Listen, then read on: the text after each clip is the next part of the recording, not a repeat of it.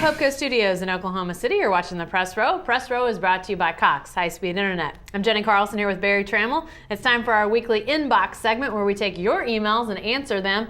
You can send us your email questions and maybe next week you'll be on the inbox. Barry, let's start with a question from Bob. Bob asks, if OSU beats OU and K-State tops Iowa State, do you see any way that the Cats don't go to the Cotton Bowl? Well, I do see a way, but I think K-State's got a good chance to make it to Dallas.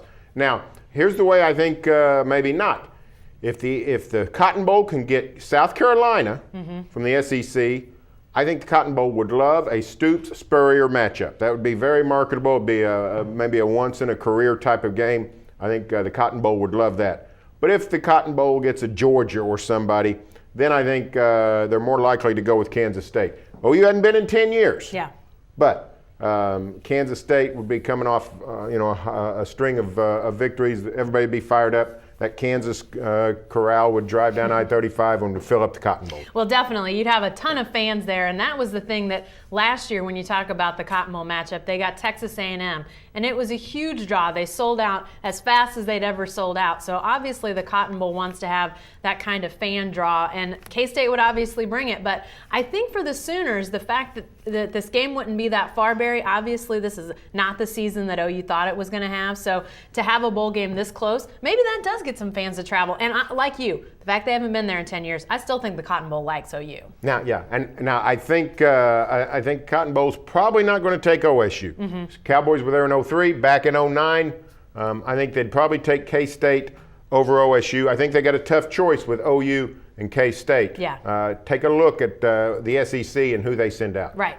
All right, back to the inbox. This one comes from JD. JD asks, don't you think the winner of Saturday's game in Stillwater will be the champion of the Big 12? If OU wins, they would have beaten the other two teams head-to-head. Barry, obviously this hits on the tri-champion and one true champion thing. What do you think? This is the biggest non-story I've seen all week. I don't understand what the big deal is. There's going to be a try. If OU wins, there's a three-way tie for the title. Now, who's the superior team, the dominant team? It's the Sooners. They beat the other two. They get to go to the Fiesta Bowl. They get to brag about it. But there's a three-way tie for the title up in OU's own record book. Barry Switzer's listed with 12 conference championships. He won 8 of those outright. He tied for 4 others, and in 2 of the 4, he didn't beat the team he tied with.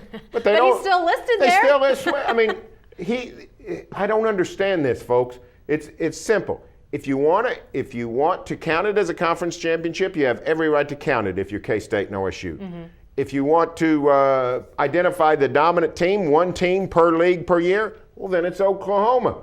I don't see what the big deal is. Yeah, you're right. In a week that has a ton of big storylines going into this Bedlam game, it's funny to me that this has become the thing that's gotten Bob Stoops riled up. And, we may not see him any more riled up than, him talking about, I spent 2 days in Dallas and heard about one true champion, and now there's talk of a tri-championship. Well, you know what? If you're tied atop the standings, everybody can lay claim to that. You're right. The Sooners would go to the Fiesta Bowl. But why is this such a big deal to him? I actually don't think it has much to do with what's happening now. I think it goes back to what you said. The Dallas thing, it was a joke. We were there down in Dallas in July, and it was just an absurdity. The Big 12 marketing campaign, one true champion. Well, that was idiotic. What if there's a three-way tie and A beat B, B beat C, C beat A? There'd be no conference title game to solve it. It was an idiotic campaign. It was an affront to Bob Stoops to say one true champion, as if the 15 previous Big 12 champions weren't legitimate. Even though he was on the field in 7 times, his team won a Big 12 championship game. Right. Just a terrible market. I think that's what's eating at Bob, was going back to July. I don't think it's this deal. I think it's going back to July. 4 words, dog and pony show. Yeah. I think Bob Stoops got mad at that. All right, back to the inbox. This one comes from Joshua.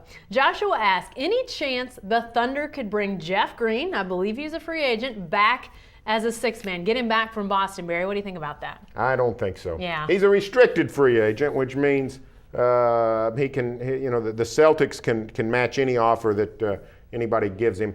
The Thunder, 2 things working against the Thunder. They don't want to pay big bucks for him because they want to try to sign Russell Westbrook and eventually Harden and Serge Ibaka. But the other thing is they've moved down the road. Everybody loved Uncle Jeff. Definitely. But they've moved down the road on what kind of team they're going to build around, and it's not Jeff Green. It's Kendrick Perkins. And they traded Jeff Green to get Kendrick Perkins. I don't think financially it doesn't work. I think Green would be a nice sixth man, sure. But I just don't see any way it works. Well, and I think they've got some other options in free agency that they wouldn't have to offer quite as much money. You know, some names that are being thrown around, maybe some other veteran type of guys. A couple of the Thunder players have lobbied Shane Battier as a possibility. I'm not sure they can get him away from Memphis, a place where he's beloved. But Barry, guys like that are maybe sort of towards the end of their career but see a great opportunity on this team, those are the type of guys that this team could get and really bolster their roster but also not have to spend that money. Well, and here's the deal. Jeff Green wants a pretty big paycheck. Oh, I mean, yeah. If Jeff Green was going to sign for a sort of a mid-level type salary, the Thunder would have signed him. Yeah. They would have signed him last year. So he wants a good paycheck. You can't blame him. He's a talented player. He does a lot of things well. He just doesn't right now. I don't think he fits with the Thunder. I don't think he does either. Hey, be sure to stay with the best coverage team anywhere at newsok.com and every day in the Oklahoman.